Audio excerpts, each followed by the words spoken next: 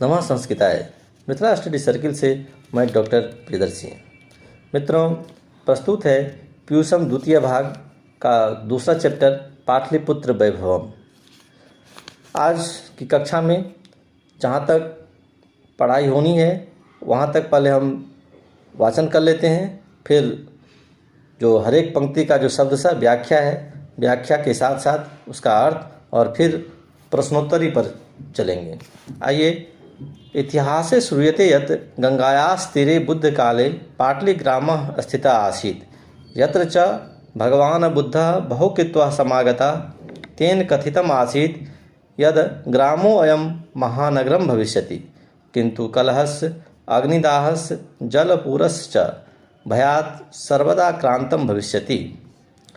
कालान्तरेण पाटलिग्रामः एव पाटलिपुत्रमिति कथितः। चंद्रगुप्त मौर्यस्य काले अस्य नगरस्य शोभा रक्षा व्यवस्था च अत्युत्कृष्टात् आसीत् इति यूनान राजदूतः मेगास्थनीज स्वसंस्मरणेषु निरूपयति। अस्य नगरस्य वैभवं प्रियदर्शिनः अशोकस्य समये सुतरां समृद्धम्। बहुकालं पाटलिपुत्रस्य प्राचीना सरस्वती परंपरा प्रावर्तत इति राजशेखरः स्वकाव्यमीमांसा नामके कविशिक्षा प्रमुखे ग्रंथे सादरं स्मरति।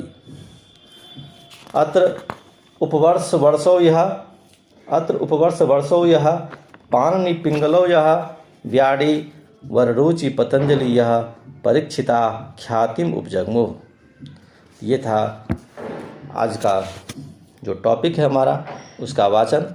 आइए अब हम आगे बढ़ते हैं और पंक्ति व्याख्या की ओर अपना ध्यान आकृष्ट करते हैं आप सभी श्रोताओं का।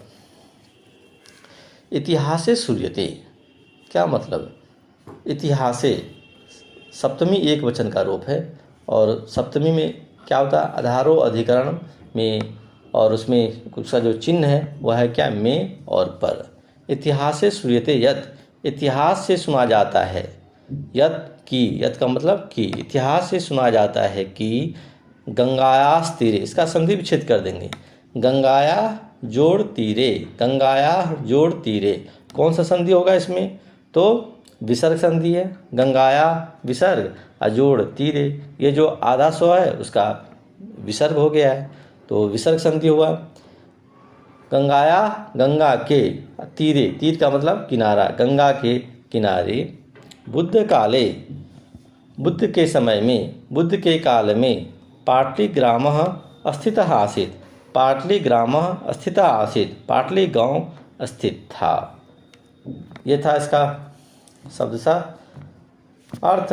और अब फिर पूरे पंक्ति का अर्थ देखते हैं। इतिहास से सुना जाता है कि गंगा के किनारे बुद्ध काल में पाटली गांव स्थित था। देखिए, बुद्ध के समय में जो गंगा के किनारे जो अभी जहाँ अभी पटना है, वह कौन सा गांव था नहीं था वो तो हम लोग इतिहास से ही जानते हैं। इसलिए लिखा गया इसमें इतिहास से श्रूयते, इतिहास से श्रूयते, इतिहास से सुने जाते हैं। जैसा बहुत सारा ग्रंथ है उसमें लिखा हुआ इस तरह की बात, जो यहाँ गंगा के किनारे पाटलिपुत्र था, उसकी स्थिति पहले ऐसे थी, महात्मा बुद्ध यहाँ कई बार आए। इन सारी बातों की जानकारी हमें इतिहास से प्राप्त होती है। तो इसलिए पाठ्य पुस्तक में लिखा हुआ है इतिहासे श्रूयते। ठीक है, आगे बढ़िए।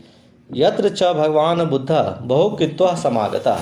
यत्र च का मतलब होता है और, यत्र मतलब जहाँ, भगवान बुद्ध बहुकृत्वा, बहुकृत्वा का मतलब होता है अनेक बार, आगता आया, आगता का मतलब आया, आए, जो कह लीजिए आप। यत्र च भगवान बुद्ध बहुकृत्वा, जहाँ और जहाँ भगवान बुद्ध बहुकृत्वा अनेक बार, समागतः, सम जोड़ आगतः, समागतः, इसमें अक्ता प्रत्यय है।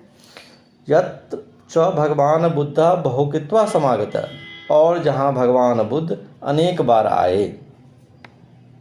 आगे बढ़िए अगली पंक्ति पर। तेन कथितम आसीत, संधि विच्छेद कर दीजिए। कथितम आसीत है, तोड़ दीजिए इसको, संधि कर लीजिए, विच्छेद कर लीजिए। कथितम जोड़ आसीत, कथितम जोड़ आसीत। तेन कथितम आसीत, तेन मतलब उनके द्वारा, किनके द्वारा, भगवान बुद्ध के द्वारा, कथितम आसीत, कथितम आसीत कहा गया था। क्या कहा गया था? यत कि क्या कहा गया था? ग्रामो अयम, संधि विच्छेद करिए, ग्रामः जोड़ अयम, ग्रामः जोड़ अयम। यहाँ भी क्या है, ये अखंडाकार अ देख रहे हैं आप, ग्रामो अखंडाकार अ है, अयम ग्रामो अयम, यह गांव महानगरम भविष्यति, महानगरम होगा, महानगरम भविष्यति, महानगर होगा।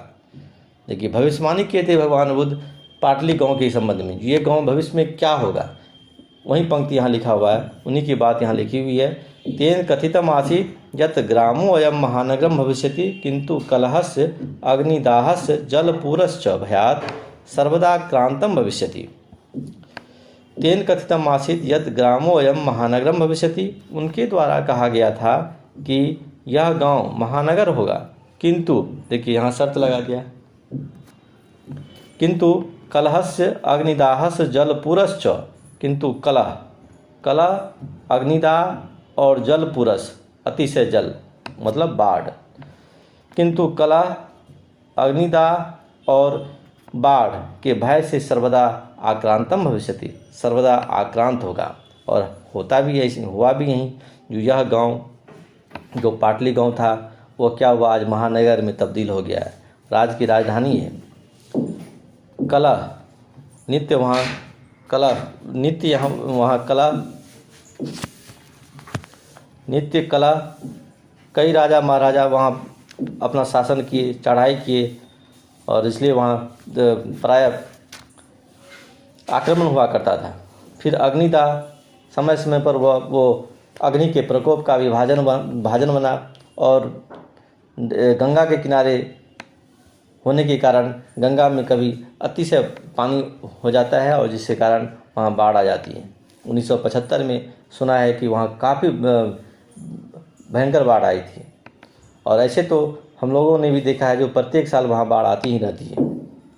चौ भयात, भयात भय से, और पंचमी विभक्ति होता है जहाँ भय रहता है, तो भयात सर्वदा आक्रांतम भविष्यति, सर्वदा आक्रांत रहता है। ये सब होता ही है। पटना के संबंध में ये है ही, वो महानगर हुआ, मतलब भगवान बुद्ध ने जो भविष्यवाणी की थी वह सतसह पाटलिपुत्र पर लागू होता है।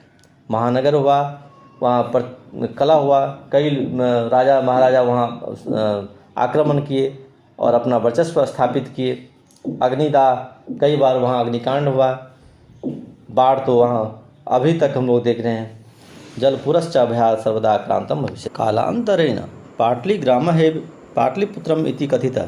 कालांतरेण कुछ समय के बाद, कुछ काल के बाद, पाटलीग्रामः एव, पाटलीग्राम ही, एव का मतलब ही, पाटलिपुत्रम इति कथितः, पाटलिपुत्र कहा गया। मतलब कुछ समयों के बाद जो पाटली गांव था वो क्या हुआ, पाटलिपुत्र में कन्वर्ट हो गया। मतलब पाटली गांव को अब पाटलिपुत्र कहा जाने लगा। अब तो पाटली गांव को पटना कहा जाने लगा। और पटना क्यों कहा जा रहा है, इसके बारे में मैंने आपको पीछे बतलाया था। जो 1912 ईस्वी की बात है, जब बंगाल से बिहार और उड़ीसा को अलग किया जा रहा था या अलग किया गया, तो बिहार और उड़ीसा संयुक्त प्रांत की राजधानी की बात उठी। जो राजधानी कहाँ स्थापित किया जाए, तो स्पष्ट ही था जो पाटलिपुत्र में होना था।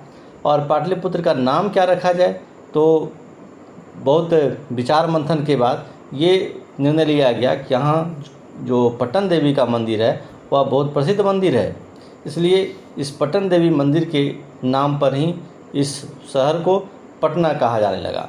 और यही इसका इतिहास है। कालांतरेण पाटलीग्रामः है पाटलिपुत्रम इति कथितः। अब आगे बढ़ते हैं। चंद्रगुप्त मौर्यस्य काले अस्य नगरस्य शोभा रक्षा व्यवस्था च अत्युत्कृष्टा सीदिति यूनान राजदूतः मेगास्थनीज स्वसंस्मरणेषु निरूपयति। देखिए इस पंक्ति में एक शब्द आया है उत्कृष्टा सीदिति, इसका क्या करेंगे, विच्छेद कर देंगे। अति जोड़ उत्कृष्टा जोड़ आसीत इति, अत्युत्कृष्टा सीदिति, अति उत्कृष्टा, अति उत्कृष्टा, अति में जो ई है और उत्कृष्टा का उ, ई और उ के बीच संधि होगी तो ई का क्या हो जाएगा, य हो जाएगा।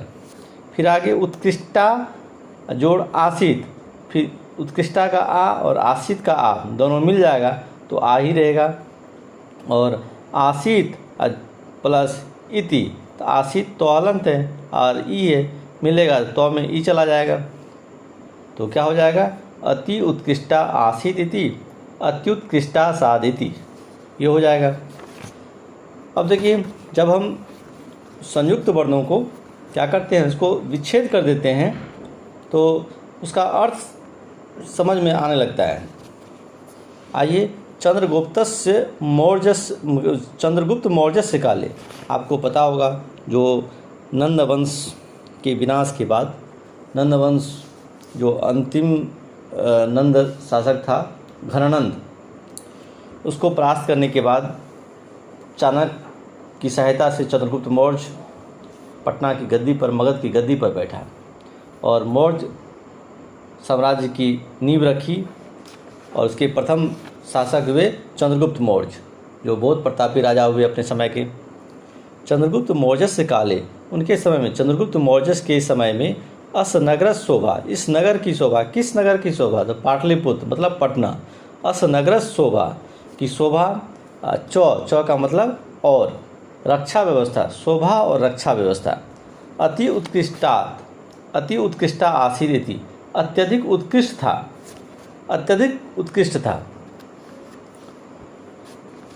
इति यूनान राजदूतः मेगास्थनीजा, ऐसा जो है यूनान राजदूत, उसमें भी मेगास्थनीज आए थे, यूनान के रहने वाले थे और वो राजदूत मेगास्थनीज स्वसंस्मरणेषु निरूपित, अपने संस्मरण में निरूपित करता है। उनका देखिए, उनका जो संकलन है इंडिका नाम से है और उसमें उन्होंने जब भारत में आए थे तो भारत के बारे में डिटेल में जगह जगह कहाँ क्या था नहीं था, अपने संस्मरण में उन्होंने जो कुछ लिखा वो इंडिका नामक ग्रंथ में संपादित है, लिखा हुआ है और वो हमारे प्राचीन इतिहास को जानने का एक स्रोत भी है।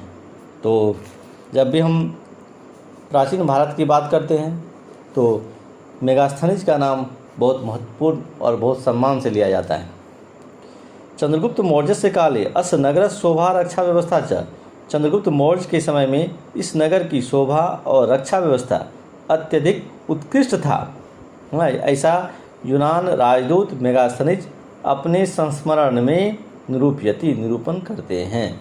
संस्मरणेषु, यहाँ देखिए सप्तमी का बहुवचन है, विभिन्न प्रकार के संस्मरण उन्होंने लिखा, बहुत सारा संस्मरण लिखा और उन्हीं संस्मरणों में एक ये भी बात उन्होंने लिखा जो पटना की व्यवस्था कैसी है, वहाँ की रक्षा व्यवस्था की है, सुंदरता कैसी है, पटना की आर्थिक स्थिति, सामाजिक स्थिति, धार्मिक स्थिति के बारे में उन्होंने डिटेल में वहाँ लिखा है, जो हमारे प्राचीन भारत को जानने का एक महत्वपूर्ण स्रोत है।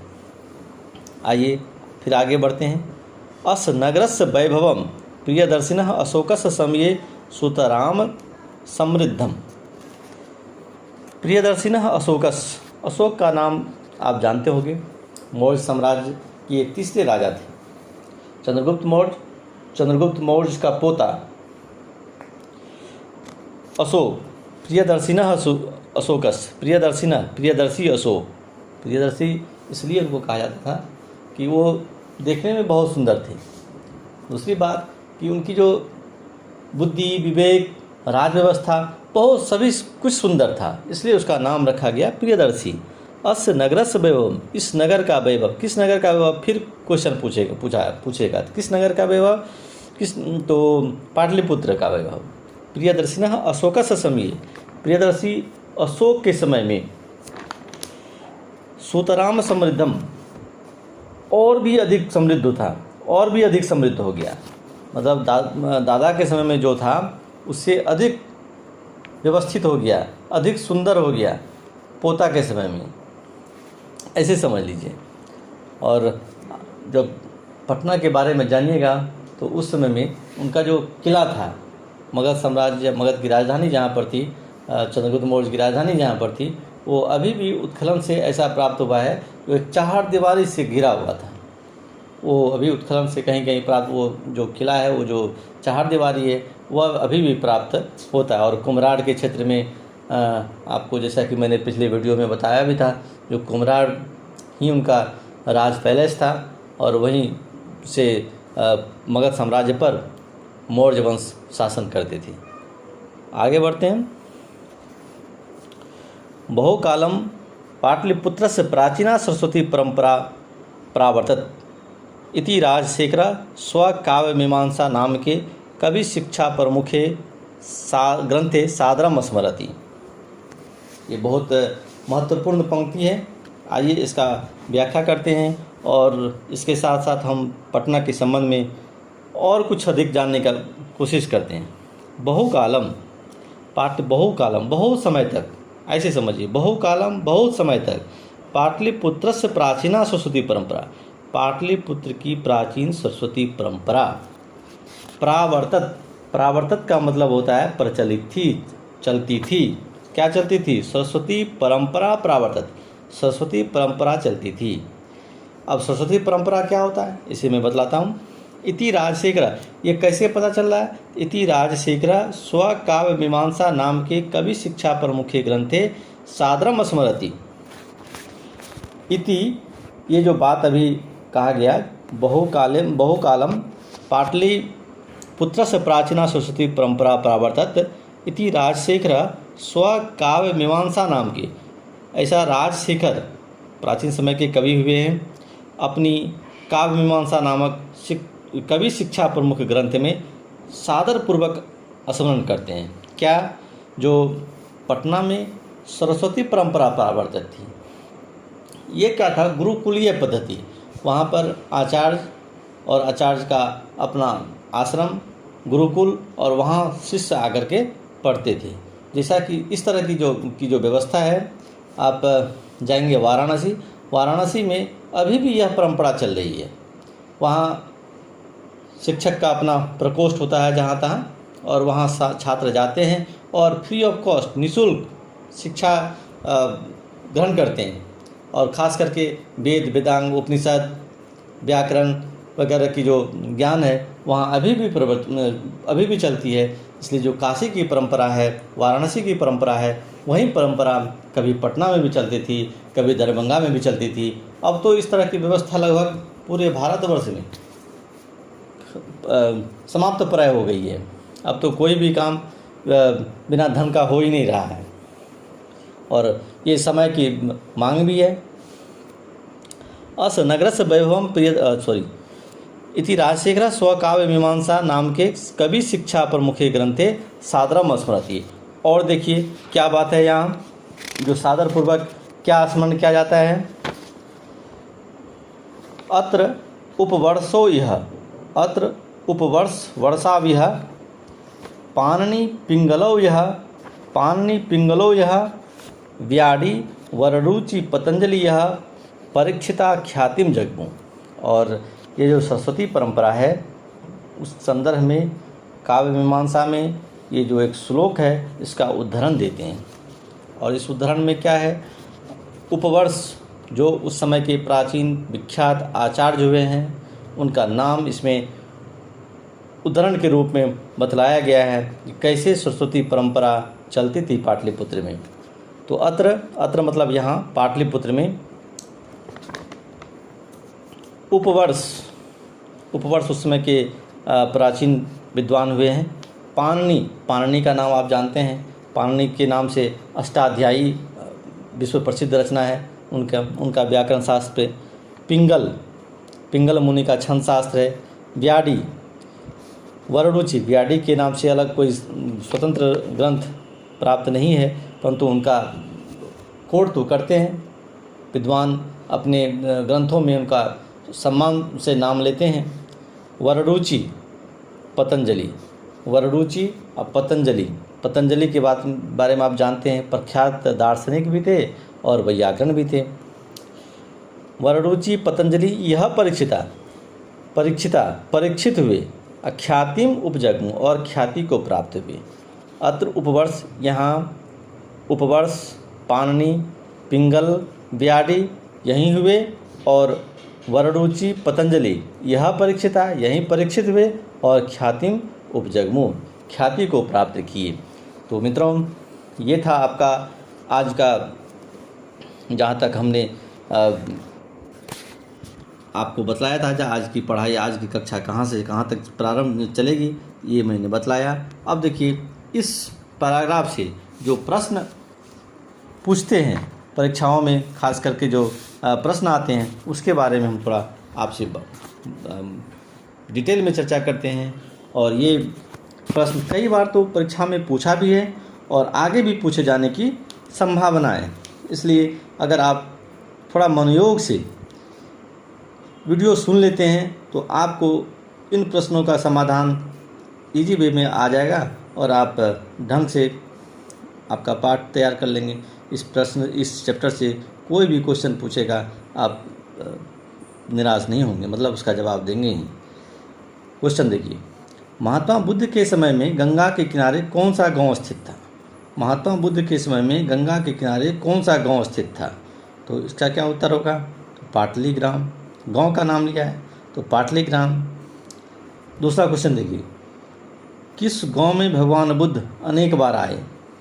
किस गांव में भगवान बुद्ध अनेक बार आए? तो क्या होगा उसका उत्तर? पाटलीग्राम।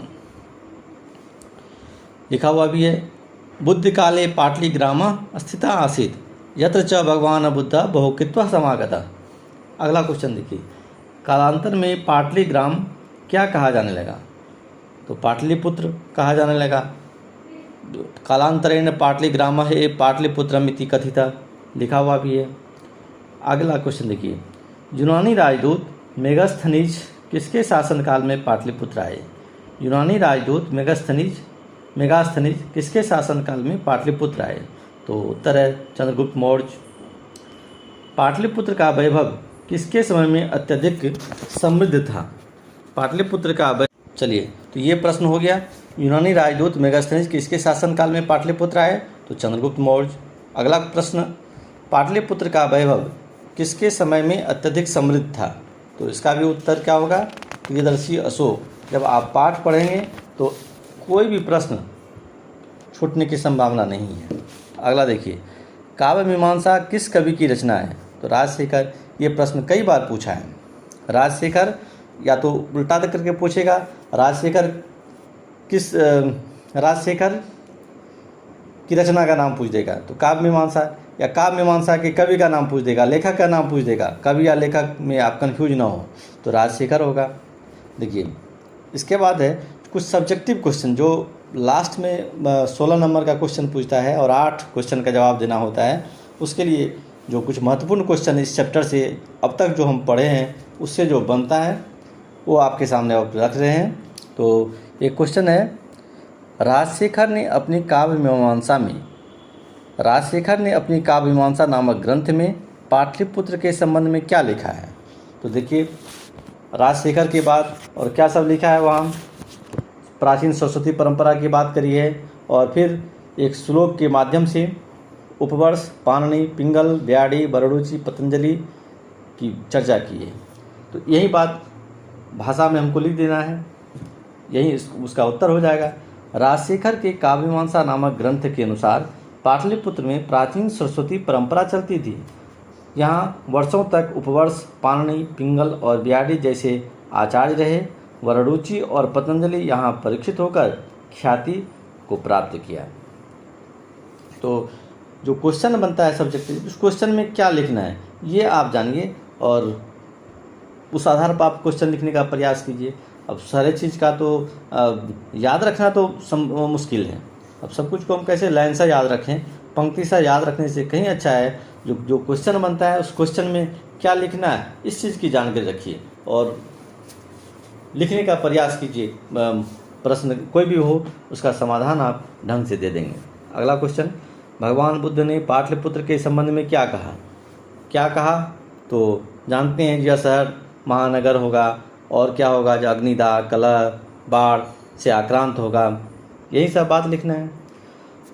भगवान बुद्ध ने पाटलिपुत्र के संबंध में कहा था कि यह गांव महानगर होगा, परंतु कलह, अग्निदाह और जल की अतिशयता अर्थात बाढ़ के भय से सर्वदा आक्रांत रहेगा। अगला क्वेश्चन, चंद्रगुप्त मौर्य के शासनकाल में पाटलिपुत्र की स्थिति कैसी थी? मेगास्थनीज के संस्मरण के अनुसार चंद्रगुप्त मौर्य के शासनकाल में पाटलिपुत्र नगर की शोभा और रक्षा व्यवस्था अत्यधिक उत्कृष्ट थी। मित्रों, ये था आज का कक्षा, और इसमें जहाँ तक हो सका मैंने आपके समक्ष भरपूर सामग्री रखने का प्रयास किया। तो इसी के साथ धन्यवाद। फिर अगले दिन हम नेक्स्ट जो बचा हुआ है उसको लेकर के उपस्थित होंगे। तब तक के लिए